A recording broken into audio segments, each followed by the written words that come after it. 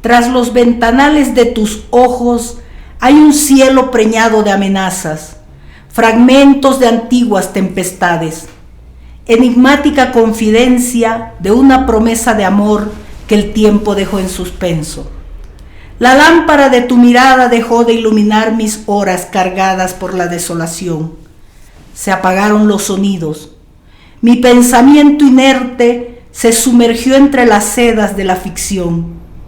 Pobre animal abatido, seducido por la apariencia del aliento de la vida, prisionero insomne en el laberinto del corazón de la muerte.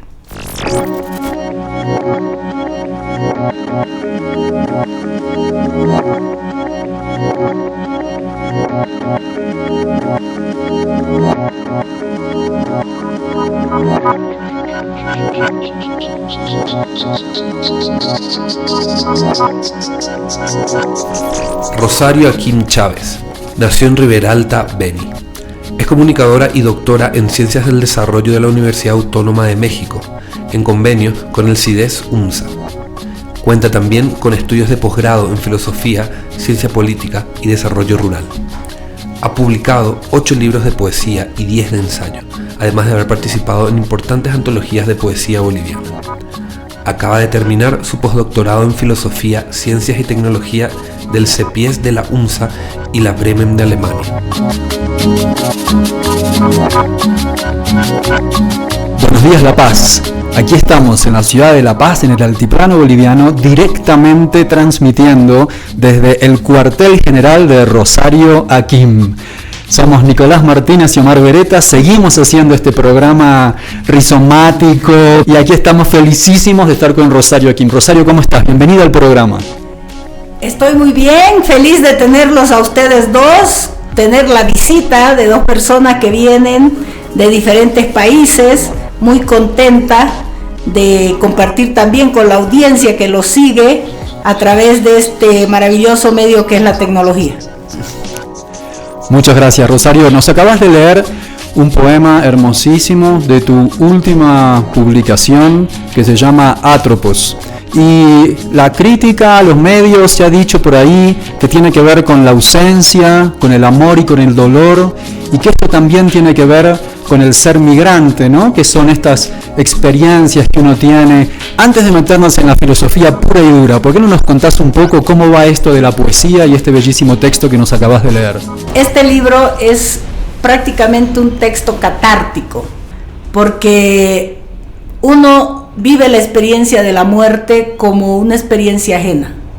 Siempre es la muerte de otro, no tiene nada que ver contigo, ¿no? Y cuando vas a un velorio, esa es la experiencia que vives. Pero no te das cuenta que en realidad lo que vives en un entierro, en un velorio, es tu propia muerte. La vas a vivir 1000 veces. ¿Por qué? Porque en la tuya no vas a estar. Entonces vas a tener la experiencia de manera diferida de la muerte. Y vas a vivir, como dice Derrida en su hermoso libro dedicado a Roland Barthes, Las 1000 muertes de Roland Barthes, se llama ese libro. Él plantea ahí la experiencia de las 1000 muertes que tú vives antes de la tuya propia. Atropos es la muerte. Atropos es una de las parcas de la mitología griega. Son 3 las parcas, la Quesis, Kioto y Atropos. Estas 3 parcas son las que definen el destino de un ser humano, ¿no? Son tejedoras y tejen los hilos de la vida. Es un mito muy hermoso de la mitología griega.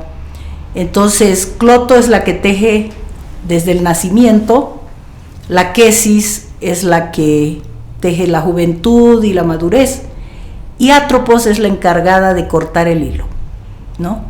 Entonces, este libro nace frente a una experiencia muy cercana que viví hace 2 años con la muerte de mi compañera de vida. Y fue la primera vez en mi vida que me tocó asistir a la muerte de un ser tan cercano como es tu pareja. Tener pareja es el acto más radical del ser humano, porque tú abres tu cuerpo, tu mente, tus proyectos de vida, tu existencia a la presencia de un otro. Y eso en el ser humano es profundamente radical. Y por lo tanto eso te atraviesa, te marca, No nos damos cuenta de eso, ¿no? Porque vivimos demasiado apresurados, pero cuando ese ser al que has dejado entrar se va para siempre, de manera absoluta, cuando te enfrentas al absoluto de la muerte, que es solo existen dos absolutos en la existencia, el de la muerte y el de la vida. Este es uno de esos y creo que es el más grotesco, porque no tenés herramientas para entender la muerte, como tampoco entendemos la vida, pero digamos es más feliz la vida que la presencia de la muerte. Entonces, ¿qué haces cuando el ser que tú amas, con el que has construido tus proyectos de vida, ya no está más ni va a estar? Punto, ¿no? Es la nada. Bueno, en mi caso pensé que me iba a volver loca, que yo me iba a morir con ella, pero mi destino no es ese, y lo que hice fue hacer catarsis a través de la poesía, y nació este librito, que además, fíjate, porque las cosas se dan. Yo soy una filósofa existencialista y creo que porque ya está definido, ¿no? Hay un sentido de la vida que te va dando sus señales para que tú vayas actuando.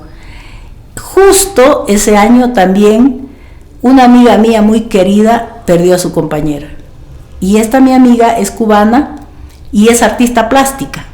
Casualmente ella también estaba viviendo el duelo y decidimos juntas vivir la catarsis con un mismo resultado, que es el libro. Entonces por eso es que este libro es ilustrado.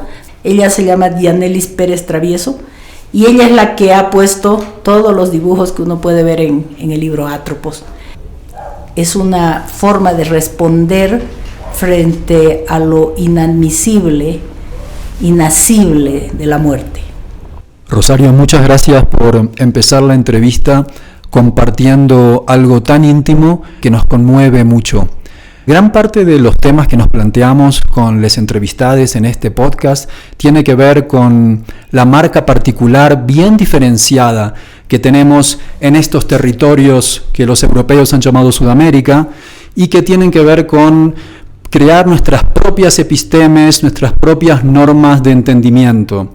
Es increíblemente bello que una entrevista con la filósofa y poeta comience compartiendo algo tan íntimo, y esto quizás es algunas de las señas de esta moral kantiana tan anglo y euro en las ciencias sociales, que no se verifica necesariamente aquí en nuestros territorios.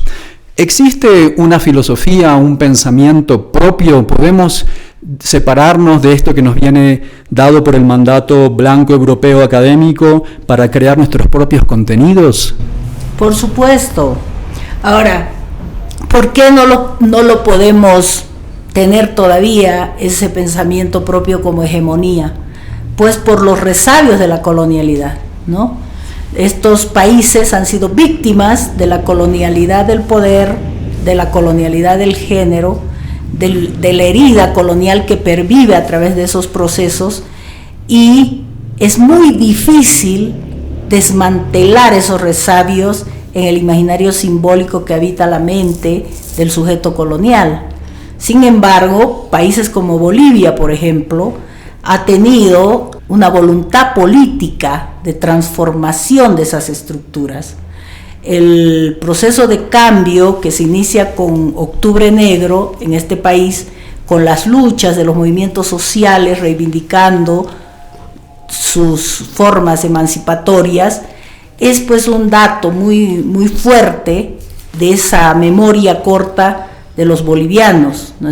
Que los proyectos que nacen de las luchas sociales sean posteriormente traicionados por la institucionalidad y los ejercicios de poder de los gobiernos de turno, eso es otro cuento, ¿no? Pero que este pueblo ha decidido transformar su historia, eso es un hecho, y no se debe confundir las traiciones de gobiernos de turno que abanderan o llevan la voz de los movimientos sociales con el fracaso de los proyectos emancipatorios, ¿no?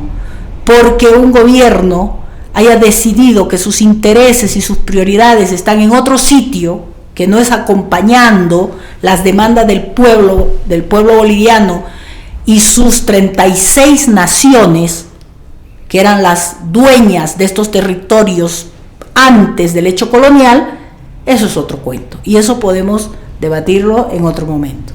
No se puede confundir eso. Es decir, no se puede entrar en un nihilismo. No puedes perder las esperanzas porque gente pequeña, egoísta, no fue por el camino que las grandes mayorías le trazaron. Eso no significa que el sueño, el ideal despatriarcalizador, descolonizador, que abanderó el proceso de cambio en este país, haya finalizado, esté muerto, ya tengamos que volver nuevamente a la ola liberal, en fin, eso no es así. Los movimientos, las gentes, las esperanzas deben orientarse hacia esas transformaciones. ¿En qué consiste la descolonización? ¿En qué consiste despatriarcalización?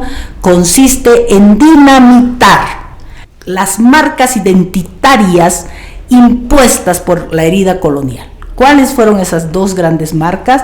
La marca racial, que creó al indio, y la marca sexo-género sexual, que creó a la hembra, el macho, lo femenino masculino y la heterosexualidad. Esas dos grandes marcas es necesario dinamitarlas y dejar de centrarnos en la identidad como si fuera un hecho ontológico.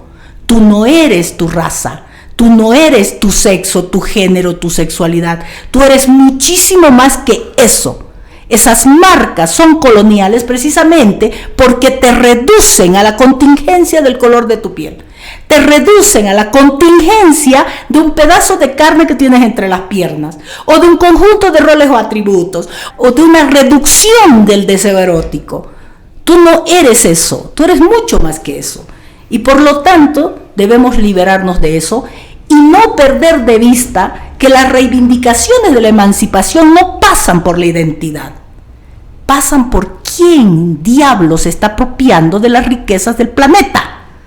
Mientras vos estás perdido en tus peleitas identitarias, que si eres blanquito, que si eres negrito, de qué color eres, o qué cosita llevas entre las piernas, los poderosos del mundo se llevan toda la torta y te dejan en la miseria creyendo que eso es algo natural, que tú estés sumido en la pobreza, en la discriminación, en la igualdad, en la desigualdad, etcétera, como algo natural. No, señor. El problema fundamental no es la identidad. El problema fundamental de las luchas es por la riqueza de las naciones.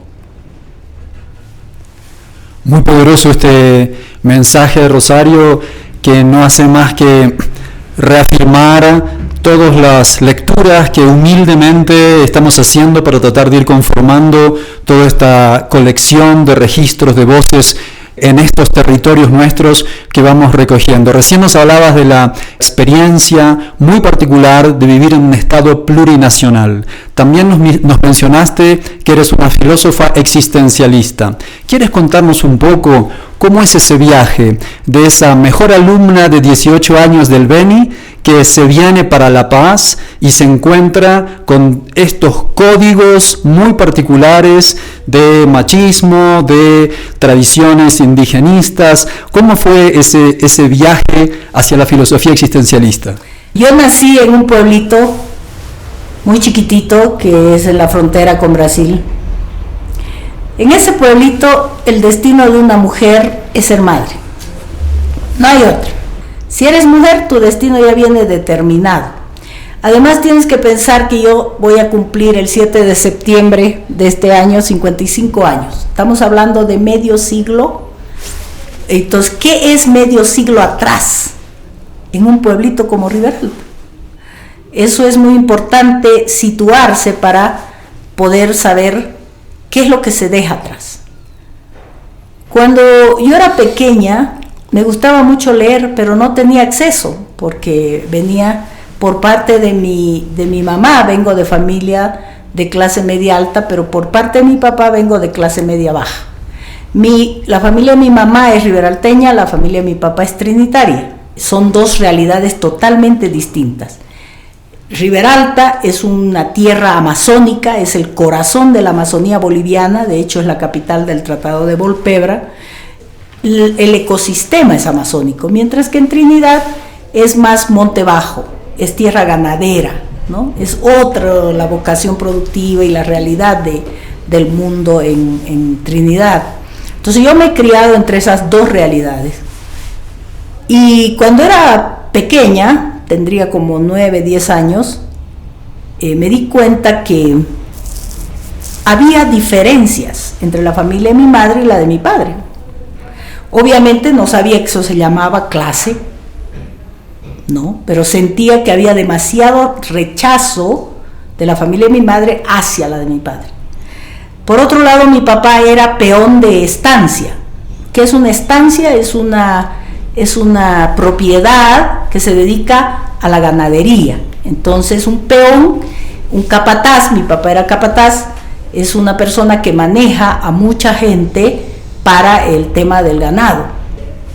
También noté fácilmente que la relación de mi padre con el dueño de la estancia era muy tensa. Y no podía entender cómo, siendo mi padre, igual que el dueño de la estancia, por qué había tanta diferencia, ¿no?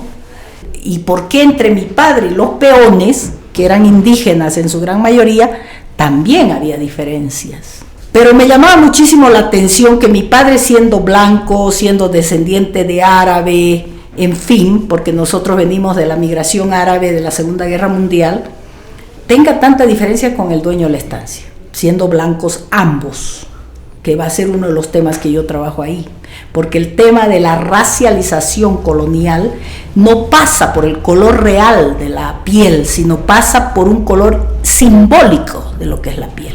Hay blancos que están en peores condiciones que una persona llamada, entre paréntesis, indio, ¿no? Entonces hay que tener ahí cuidado cuando se hablan de esas diferencias coloniales. Pero no entendía por qué, tampoco entendía por qué se me limitaba, siendo yo la hija mayor. Me enteré rápidamente, por ejemplo, que mi padre no esperaba como hija mayor o hijo mayor una mujer, que fue decepcionante. De hecho, tenía una lista de 40, él mismo me contó y mi mamá también, tenía una lista de 40 nombrecitos para varoncito y ni uno para mujercita. Por eso me pusieron el nombre del hospital donde yo nací. ¿Por qué? Porque en esa época vos nacías y la monjita te ponía ese ratito el nombre. Entonces, cuando le dijeron, ¡ay, mujercita! Plos, ¿no? Entonces, Plos Condorito. Entonces, ¿qué se va a llamar? No sé. Todos desencajados. Mi papá se había ido a beber porque había perdido la apuesta que había hecho, en fin, un desastre. Y la monjita comedida le había dicho, pero póngale de nuestra mamita María del Rosario, se llama el hospital de Riberalta, ¿no? Y me calaron el nombre del hospital, por eso me llamo María del Rosario. Obviamente esas cosas cuando me la contaron y yo era pequeña, bueno, me parecía chistoso, digamos, ¿no? Pero luego, viendo a mi madre, a mi abuela, yo he sido criada por abuelas, además porque mi mamá se separó cuando yo tenía 8 años, entonces me di cuenta que había una gran diferencia entre hombres y mujeres, ¿no? Y la que llevábamos la peor parte éramos las mujeres. O sea, mis abuelas eran abandonadas por sus maridos, con un montón de hijos, en el caso de la abuela materna, 7, en el caso de la otra 3, en fin, ¿no? Y las veía trabajar desde que amanecía, anochecía, no había día ni noche en realidad en la vida de esas mujeres para salir adelante, hacían de todo, en fin. Pero no tenía mucha claridad. Lo que sí tenía claridad es que yo no me iba a quedar en ese lugar. Esa lucidez la tuve desde que tenía creo que 10 o 12 años. El otro elemento que me tocó vivir es que yo me di cuenta desde muy pequeña que yo era la mejor alumna siempre. He sido una nerd, dicen ahora, ¿no? Modernamente, o sería una yunku, o bueno, era la mejor de mi colegio, siempre. Y me daba cuenta que yo siendo la mejor, tenía muchos privilegios que los demás no tenían. Y la otra cosa que me di cuenta es que todas las marcas se borraban cuando tú tienes saber. O sea, entendí rápidamente que el saber era poder. Ahora sé que eso se llama así, pero en aquella época no lo sabía. En todo caso, yo aposté a eso, y entonces decidí dedicar mi vida entera a hacerla mejor, porque eso me abría un montón de puertas sin mucho esfuerzo. Y era sistemáticamente la banderada, eso me llevaba a becas, a viajes, a representaciones de los colegios después de la universidad, en fin. Y cuando salí bachiller, decidí que me iba porque me iba y punto. Y aproveché porque no había de otra. Yo actuaba en mi colegio, he hecho teatro desde muy niña, me he casado, mi primer marido es un famoso actor de teatro de aquí, de Bolivia. Entonces salí con el teatro, con una compañía de teatro, me fui a Santa Cruz. Y pensaba dedicarme a la vida del teatro, pero después me di cuenta que eso no me iba a llevar a ningún sitio y decidí nomás ir por la vía académica. Y ahí sí la vida, yo siempre digo que soy una privilegiada de la vida, que la vida me cuida, ¿no? Tiene un proyecto para mí. Siempre he sentido que la vida es como que me acompaña, ¿no? Y obviamente no es una cosa fácil. He tenido que dejar cosas que hasta hoy me pregunto, ¿y qué hubiera sido si hubieras tomado otra decisión, ¿no? Como por ejemplo el amor. A esta edad de mi vida me he dado cuenta que el costo de la lucha social, del activismo, de la formación al nivel que yo tengo, el costo es la soledad. O sea, tú te vas a quedar solo. Porque los hombres te temen, las chicas te temen, todo el mundo te teme, tu familia te coloca allá, ¿no? Porque eres la wow, ¿quién diablo será esta? ¿No? Entonces, no se acercan fácilmente, ¿no? Y entonces, claro, te quedas solo. Ese es el precio. Pero bueno, en mi caso nadie me obligó, yo decidí y asumo las consecuencias de lo que esta lucha demande. La vida me guió hasta La Paz, me trajo prácticamente de la mano, y aquí en La Paz me di cuenta que llegué a un espacio donde una mujer como yo, jovencita, llegué a mis 19 años, era sinónimo de puta. ¿Por qué? Porque venía del Beni simplemente, y aquí mujer beniana era mujer puta. Mujer fácil, mujer que tú podías tener acceso, fácilmente me di cuenta, ¿no? Por las ofertas que tenía y por la forma como los hombres se te acercan. Yo me inscribí en la U católica, que era una U top, pero tenía muy buenas notas. Así que me hice becar, porque no hubiera podido ingresar a una universidad como esa sin plata.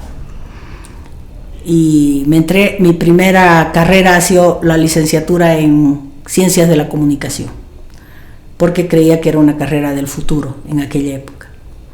Y no estuve equivocada, ¿no? Entonces aposté a eso, a ser la mejor en la católica igual, hasta el final. Bueno, ahí apareció mi primer marido. El amor siempre es el talón de Aquiles de las personas, ¿no? Porque el amor te puede desgraciar la vida realmente, porque es una etapa donde estás tan tocado. O sea, yo creo que aparte de la muerte y la vida, que son los absolutos, el amor es otra de las cosas que nos toca profundamente. Y no hay racionalidad capaz de contenerlo, ¿no? O sea, el amor es arrollador. Y bueno, me casé con este hombre, tuve mi hijo, y como suele ocurrir en sociedades machistas como esta, estuve a punto de mandar todo mi proyecto de vida al tacho. Porque la primera cosa que hizo mi marido fue prohibirme que estudie, ¿no? Y me dediqué a criar al niño. Mi primer hijo es hombre. Tú tienes que lidiar con eso y hasta donde puedes, porque al final no pude porque él decidió irse con otra, y yo qué tenía que hacer en ese caso.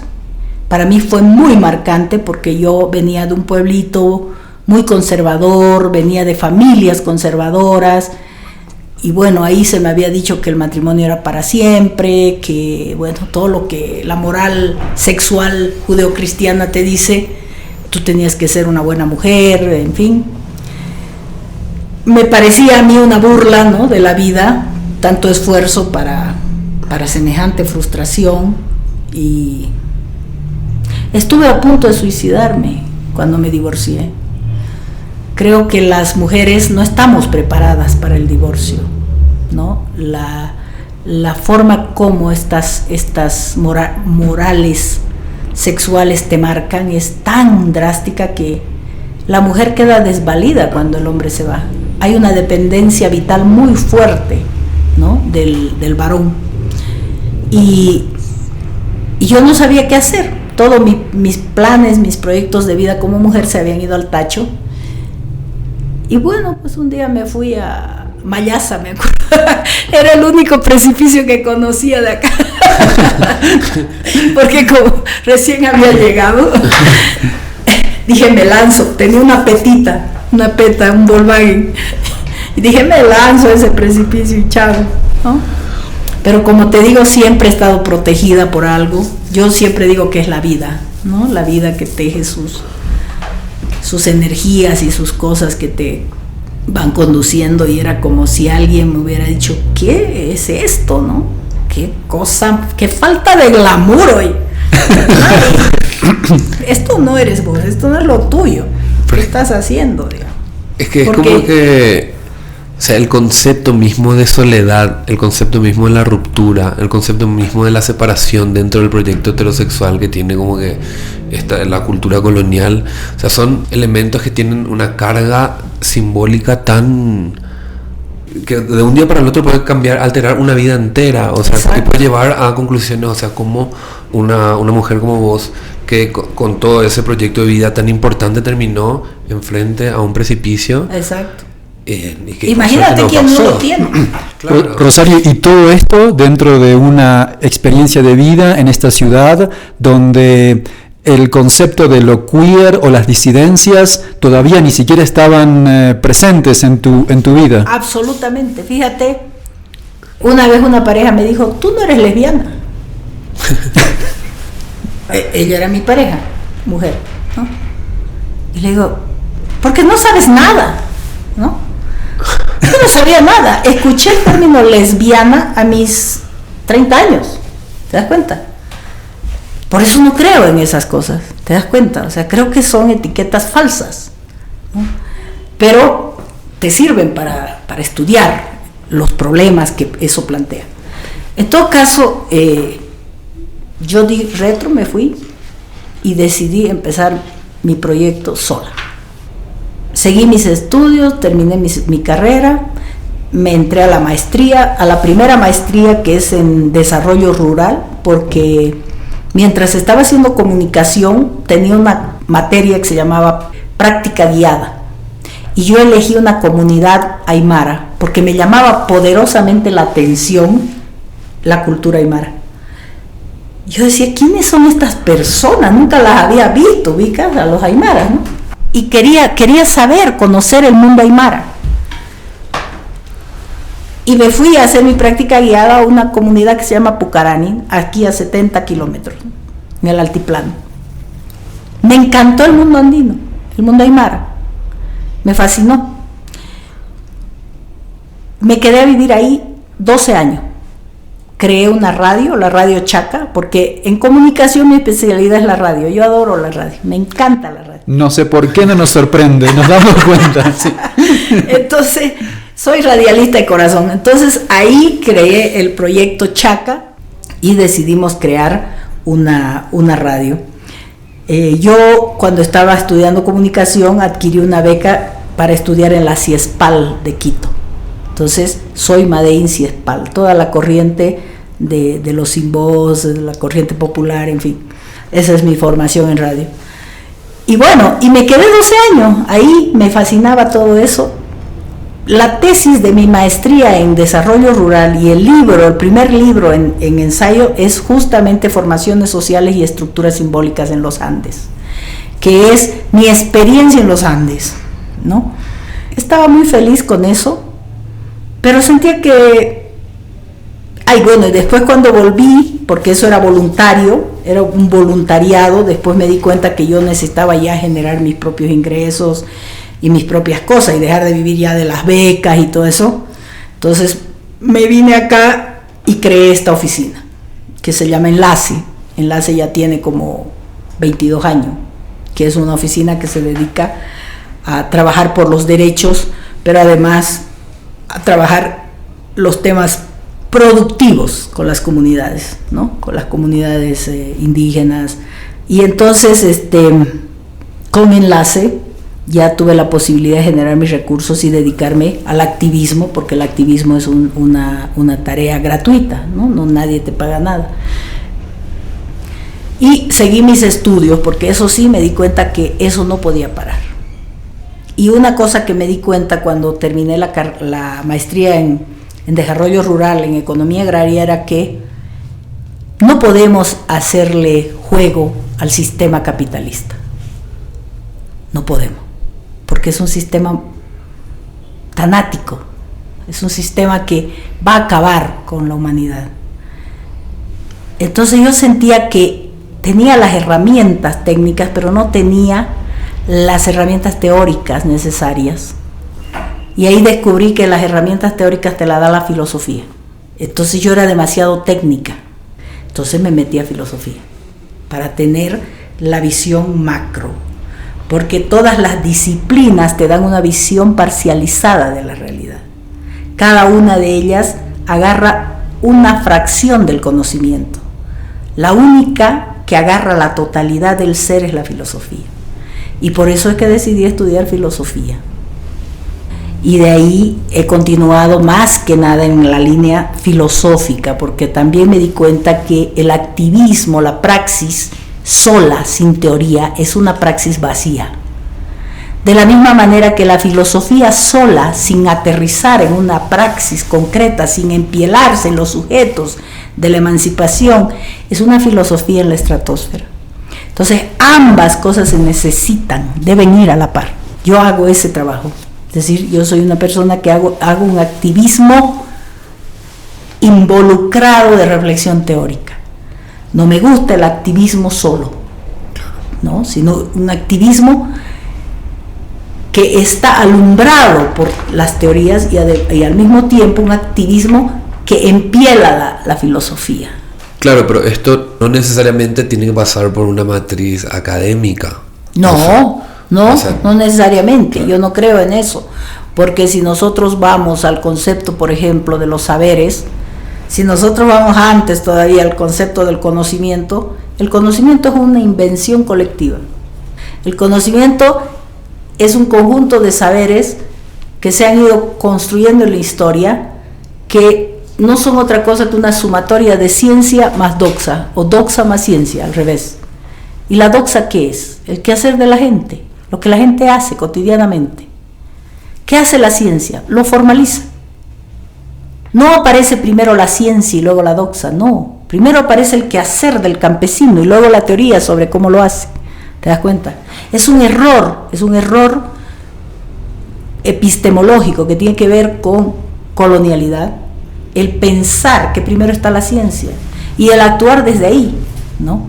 Sin respetar realmente lo que estaba antes, que es el quehacer de las gentes. Me entristece mucho, por ejemplo, en Bolivia, la mayoría del activismo en Bolivia es un activismo sin reflexión teórica, sin reflexión de ningún tipo, por último. O sea, es exactamente activismo en el estricto sentido. Y ahí nos preguntamos si tu obra o tu pensamiento dentro de la región quizás dialoga con la obra de una filósofa como puede ser María Lugones, en el sentido de descolonizar nuestros saberes y especialmente las marcas de lo que tiene que ver con esta intersección entre raza y clase en nuestros territorios. María Lugones ha estado conmigo hace como 5 años, desde que vino aquí. La invitó la vicepresidencia en el primer Evo. Yo siempre distingo el primer Evo de los demás Evos. No, el primer Evo, que era el Evo al que todos le hemos puesto, digamos, tenía un programa que se llamaba Descolonizando el Estado desde el Estado. Me contrataron a mí para hacer esa propuesta, que era una propuesta de formar a todos sus mandos altos, o sea, desde viceministros hasta direcciones. ¿Por qué? Porque en el primer Evo fácilmente te podías dar cuenta que solo un grupo muy reducido manejaba el discurso y sabía de qué se trataba el proceso de cambio. Álvaro Linera. Exacto, el grupo Comuna, del cual era parte yo también, Raúl, en fin, varias personas, ¿no? Ese era nuestro grupo de trabajo. Ese programa Descolonizando el Estado desde el Estado tenía como propósito precisamente que esta gente se informe, pues, para que no salga a la prensa y hablen las cosas que hablaban, que no tenía, en muchos casos eran totalmente antagónicos de todo, ¿no? Pero dentro de ese programa estaba esto de traer también gentes intelectuales de todo el mundo, ¿no? Que estaban en la línea para que estos reflexionen sobre lo que estaba pasando en Bolivia. Se llamaba Pensando el Mundo desde Bolivia, y ahí vino María, ¿no? Ahí la conocí yo a María Lugones, y ahí nos hemos hecho amigas, hemos escrito varias cosas juntas, ha asesorado mi tesis de doctorado. Entonces, ¿qué es lo que ocurre con el pensamiento decolonial? Lo que ocurre es que exige una nueva manera de pensar. ¿Te das cuenta? Eso es muy complejo, porque necesita un pensamiento situado, un locus de enunciación. ¿Te das cuenta? Entonces nosotros venimos formados por Occidente, no podemos negar eso, esa genealogía que tenemos, ¿no? En mi caso, al ser yo hija del CIDES y de la UNAM, en las maestrías, pues venía influenciada profundamente por los franceses, ¿no? Por la filosofía francesa, por los posmodernos franceses, por los neomarxistas franceses, en fin. Entonces tenés que desaprender todo eso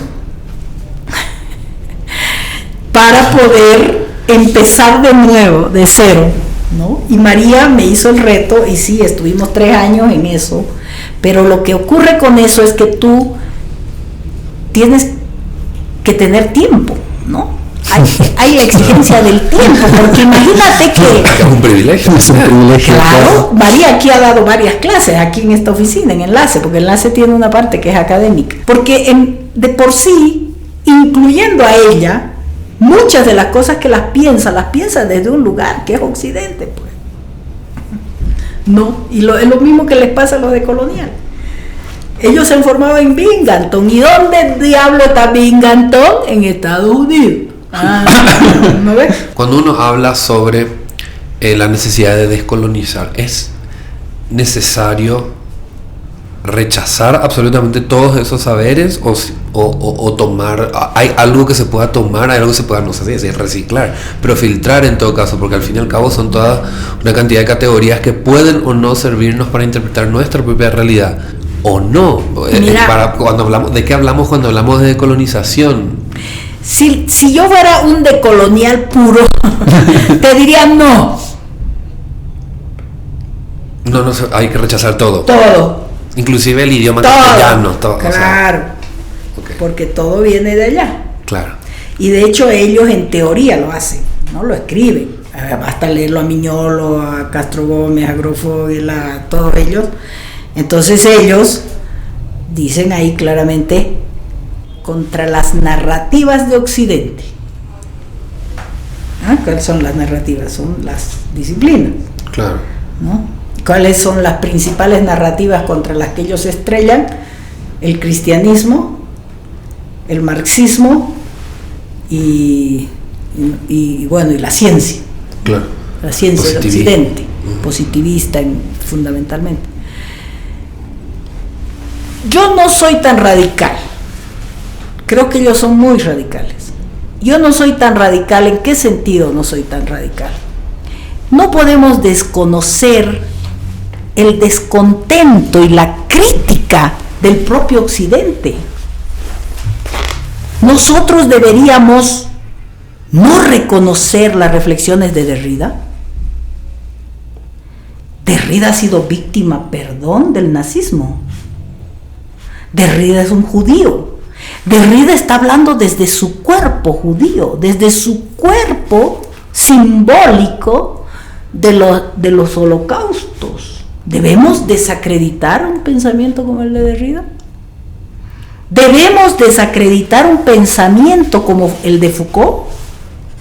Foucault es otra víctima. Foucault habla desde su cuerpo homosexual, BDSM, sadomaso, en fin, proscrito por Occidente.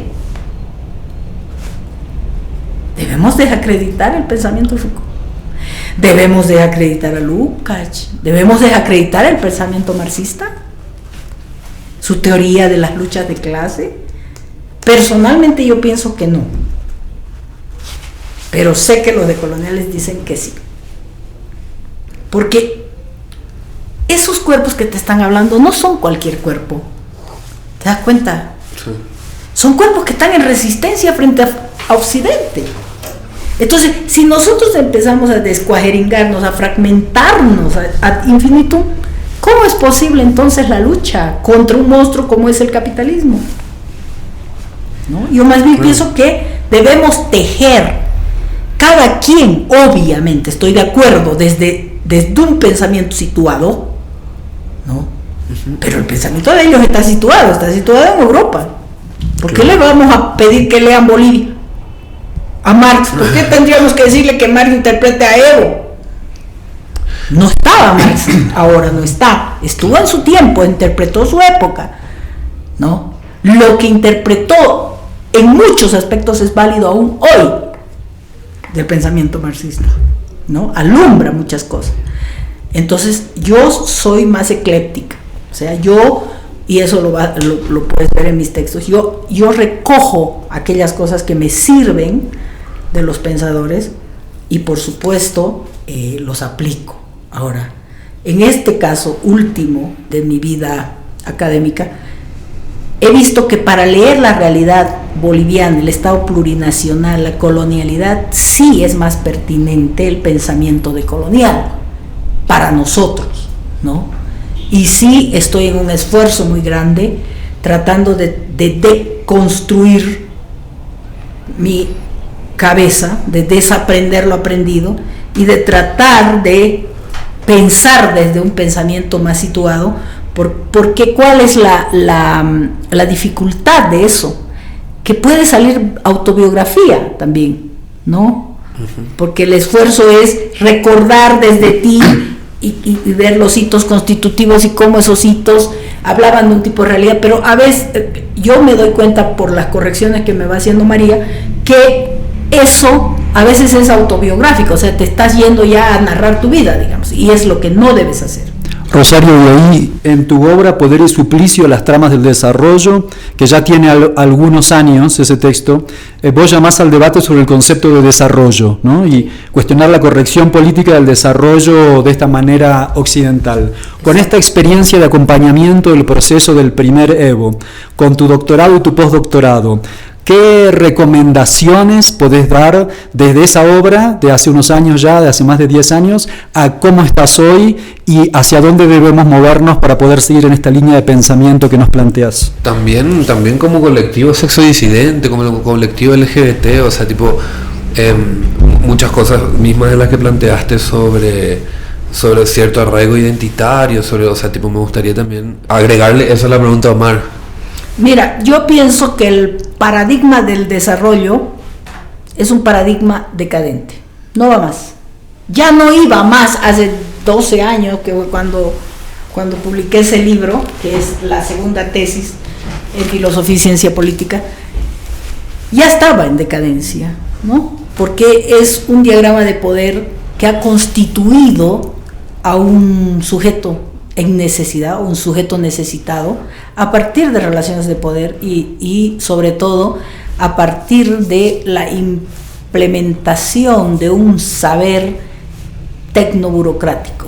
Entonces, bajo el lema de la ayuda, ¿no?, es que tú puedes ejercer ese tipo de poder. Personalmente pienso que el paradigma del desarrollo lo único que ha hecho a lo largo de sus más de 60, 70 años que ya tiene, ha sido empobrecer a ese sujeto necesitado, ¿no? Y ¿cómo lo ha empobrecido? No a partir de la propia ayuda, sino a partir de la incorporación de esos sujetos a la lógica del capital. Fíjate, allí donde hay ayuda, donde hay proyectos de la cooperación internacional, el sujeto está incorporado al mercado. No otra cosa son los famosos microcréditos, ¿no? ¿Qué es el microcrédito? Es eso, incorporar a aquel que nunca estuvo ligado al capital a la lógica perversa del capital. Pero amén de todo eso, no podemos tener evidencia empírica en ningún lugar donde se han hecho estrategias de desarrollo que realmente los pueblos, las comunidades hayan progresado, entre comillas, ¿no? Porque lo que yo sospecho es que el desarrollo es una estrategia de contención. ¿De contención de qué? De la potencia social. ¿Te das cuenta? ¿Para qué yo te doy plata a vos? Para entretenerte. ¿Entretenerte de qué? De lo fundamental, ¿no? Que es la disputa por la riqueza y las formas de distribución de esa riqueza, que es lo que debería preocuparnos realmente, ¿no? Entonces, esta estrategia no va más. Creo que uno de los errores del proceso de cambio, bueno, sobre todo en el segundo Evo, ha sido que se ha casado con el desarrollo. En lugar de apostar, tú decías las sugerencias, en lugar de apostar al Estado plurinacional, ¿te das cuenta? ¿Te das cuenta lo que es un Estado plurinacional? El Estado plurinacional de Bolivia tiene 36 naciones reconocidas.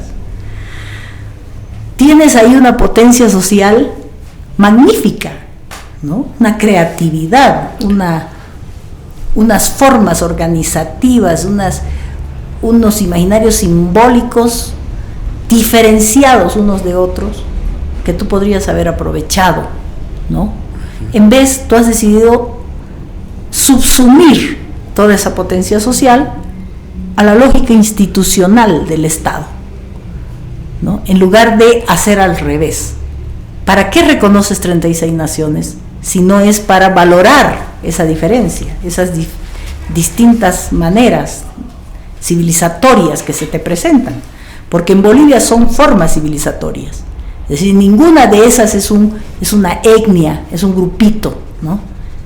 Realmente han sido civilizaciones que han preexistido a la colonia y que ahora lo que vemos son resabios de esa grandeza, ¿no? Entonces, creo que el paradigma del desarrollo debe ser desechado. Es un paradigma capitalista que busca incorporar todos los estratos y los cuerpos a la lógica mercantil, ¿no? Basta ver, por ejemplo, allí donde se abren carreteras para incorporar o para vertebrar la producción de los ilícitos del capitalismo, como por ejemplo la coca, como por ejemplo otras para el narcotráfico, en fin. ¿Qué es lo que ves vos? ¿Ves esas comunidades indígenas, guarayas, ayoreas, en fin, ya incorporadas a la prostitución? Porque además el capitalismo, su periferia la incorpora de manera ilícita, a ilícitos, no las incorpora dentro de la lógica normal del capital, sino las incorpora dentro de ilícitos, entonces prostitución, trata, narcotráfico, ¿no? Todos estos problemas que vemos aparecer actualmente no son otra cosa que mercantilización de los cuerpos, ya no de la cosa, de la mercancía en su estricto sentido, sino de la vida como cosa, de la vida como fetiche, como mercancía. ¿Cómo podría un paradigma de esa naturaleza ser una alternativa? De ninguna manera, ¿no? Estamos viendo los impactos del desenvolvimiento de ese paradigma en nuestro país de manera radical actualmente. Además, ese paradigma va es un paradigma que opera bajo la homogenización del otro. Transforma las culturas en mercancías, es decir, en productos culturales, es su nombre bonito, porque además este paradigma tiene la habilidad de cambiarle el nombre a las cosas para que suenen mejor y las puedas legitimar, ¿no? Por ejemplo, ya no dices la puta, porque eso hiere los oídos, dices la trabajadora sexual. Eso suena cool. Ya no dices la doméstica, dices la trabajadora del hogar, ya no dices la empleada, ¿no? Pero ¿has acabado vos con esos grotescos? No, esos grotescos siguen ahí, pero como tienen un nombre mejor ya están más incorporados. Lo mismo ocurre con los indígenas, ¿no? Ya no estás frente a una matriz civilizatoria chimane, ceja, ayorea, en fin, no, estás frente a productos culturales. Entonces, los productos culturales, has homogeneizado esa gran riqueza civilizatoria de estas naciones y las has metido dentro de la lógica mercantil. Entonces, yo te ofrezco esos productos a través del turismo, etnoturismo, bueno, tiene un montón de nombres. Entonces, esta lógica perversa, y lo mismo es la trata, ¿no? Lo mismo es la trata. ¿Por qué hay la trata? Porque hay la demanda, pues hay la demanda de cuerpos, de úteros, de vientres, de madres sustitutas, en fin. Hay pues una demanda mundial de ese tipo de ilícitos, porque eso es ilícito. Hasta ahora, mientras todavía conservemos algo del humanismo, bueno, pues no podés traficar con el otro, ¿no? Todavía hemos decidido que no, aunque para el capitalismo eso es normal. ¿Cómo le llama a eso? Autonomía del cuerpo, le llama. ¿Ves qué lindos temas maneja? Entonces las mujeres alquilan su vientre porque es autonomía, ellas son las dueñas de su cuerpo, eso te lo ha dicho el pensamiento único, ¿no es cierto? Te ha dicho, vos eres la dueña de tu cuerpo, tú puedes venderlo si quieres, puedes transformarlo, puedes hacer lo que tú quieras. Entonces, ¿qué haces tú? Pero la pregunta es que no es que lo hagas o no lo hagas, la pregunta es ¿quién lo hace? Y ahí viene el problema. No va a ser tu hija, ni mi hija. ¿Te das cuenta? Las traficadas no van a ser ellas. ¿Por qué? Porque se trafica cuerpos racializados. ¿Te das cuenta? Entonces, ahí es el gran problema de por qué es inviable un paradigma como este del desarrollo, por qué es inviable el capitalismo, por qué es inviable su lógica filosófica neoliberal, por qué es inviable ese proyecto y por qué es inviable en el fondo del fondo. Porque en la raíz del nacimiento de este proyecto está un grupo que no hay que perderlo de vista, que es la madre del cordero. Este ha sido un proyecto burgués. Nace en 1789 con la Revolución Francesa de la mano de la burguesía. Es un proyecto burgués. ¿Qué le interesa al burgués? La acumulación. Eso le interesa. Entonces, mientras no salgamos del proyecto burgués, la humanidad va, para mí, camino al atolladero, camino al precipicio. ¿Dónde podemos encontrar alternativas civilizatorias? En nuestros ancestros, por supuesto, ¿no? En nuestras culturas ancestrales. Aquí tenemos nosotros matrices civilizatorias interesantes, como por ejemplo la cultura andina, como por ejemplo las matrices amazónicas, que tenían una relación mucho más amigable con el entorno, mucho más amigables con la vida. Sobre todo en el mundo amazónico, una de las características del mundo amazónico que a mí me atrae muchísimo es que eran civilizaciones que despreciaban la unidad, todo lo que es la unidad. La unidad es Dios, la unidad es el Estado, la unidad es el patrón, la unidad, el uno es el poder, en definitiva.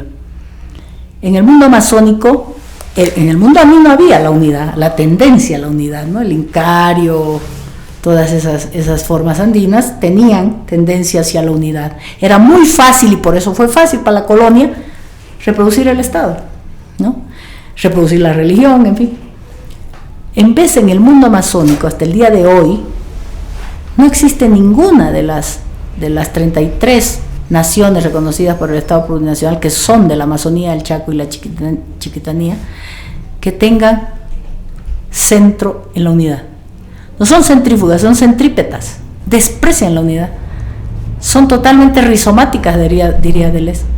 ¿Por qué? Porque son nómadas, se dispersan, nómadas no en el sentido de ir vagando como un salvajito por los árboles y comiendo guineo, no, sino nómadas en el sentido de la dispersión, ¿no? Del rizoma, de la no concentración del poder en uno, sino más bien de la dispersión del poder. Son sociedades que se han negado al Estado, no tienen Estado, no tienen liderazgo, no hay cabeza, no hay el uno, ¿no? Entonces, esas formas, por ejemplo, a mí me parece que son interesantes de analizar. ¿Cómo han sobrevivido sin Estado? Porque hasta hoy, si tú analizas Bolivia y analizas el oriente, la parte amazónica y todo eso, vas a ver que Evo no llega ahí. No llega, no saben ni quién será este Evo. Grupos todavía indígenas que no son carnetizados, todavía no hacen la práctica ciudadana, digamos, occidentalizada, ¿no? del Estado moderno. Entonces, uno debería mirar estas formas y ver por qué funcionan hasta el día de hoy, pese al hecho colonial, pese a los hitos, a los grandes hitos genocidas de este hecho, de esta herida colonial en ese territorio, ¿no? Porque tú sabes que el impacto de la colonia ha sido fatal en lugares como el nuestro. Sin embargo, estas naciones han siguen ahí, están. ¿Cómo es posible eso? Entonces, deberíamos tener una mirada más atenta y más interesada sobre esas formas diferentes de convivencia, ¿no? Creo que nos vamos con un montón de respuestas que nos van a derivar en muchas más preguntas, con muchos deberes para hacer y seguramente con ganas de volver a seguir charlando con Rosario en un próximo capítulo después de metabolizar todo esto bien pronto. Muchísimas gracias, Rosario, verdaderamente. Pues, a ustedes las gracias, y sí, claro, tenemos un tema pendiente que es el tema sexo, género, sexualidad, que es otro tema tremendo porque tiene otra genealogía, ¿no? Ahora creo que nos hemos centrado más en la parte más del país, más histórica. El desarrollismo contra desarrollismo. Exacto, pero yo les agradezco también muchísimo por darme voz. No son luchas fáciles en realidades como la nuestra, más bien son contracorriente porque todavía, como decía Quijano, tenemos la obnubilación por lo otro, ¿no? Por el otro, por Occidente, por el primer mundo, en fin. Entonces, la voz disidente en países como el nuestro, pues es muy baja todavía, ¿no? Y estas entrevistas, estos espacios de reflexión, lo que hacen es amplificar nuestra voz y hacerla audible en un concierto mucho más amplio, de manera que podamos tejer a nivel global, mundial, diría yo, nuestras resistencias. Yo creo que de eso se trata, más que de dividir, sumar, ¿no? Hacer alianzas regionales, justamente, que es lo que el internacionalismo, que es lo que pretendemos constantemente desde Puto el que lee. Muchísimas gracias, Rosario, la verdad que nos vamos con un montonazo de información, un verdadero placer. Igual, un saludito a toda la audiencia.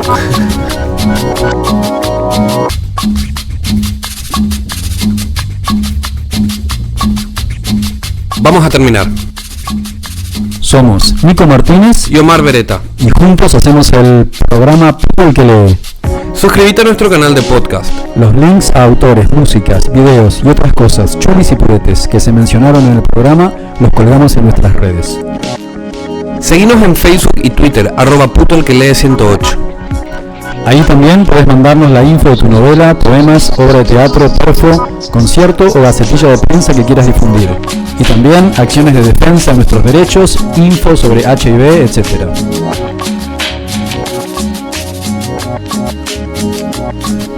Producción general, Puto el que lee. En Asunción nos da de comer Mango Tango Food. cortina musical de nuestro programa es el tema Zona Roja de Mesis. En el Año Internacional de las Lenguas Indígenas nos enseña guaraní la Casa 1073. Agradecemos especialmente a Octavio Linares, responsable de nuestra tecnología en sonido. A Nico Granada y al equipo del Surtidor por la edición. En Buenos Aires nos salvó la vida Nacho Franco, ingeniero en sonido. Para toda Sudamérica, educación sexual integral y laica. Hasta la próxima.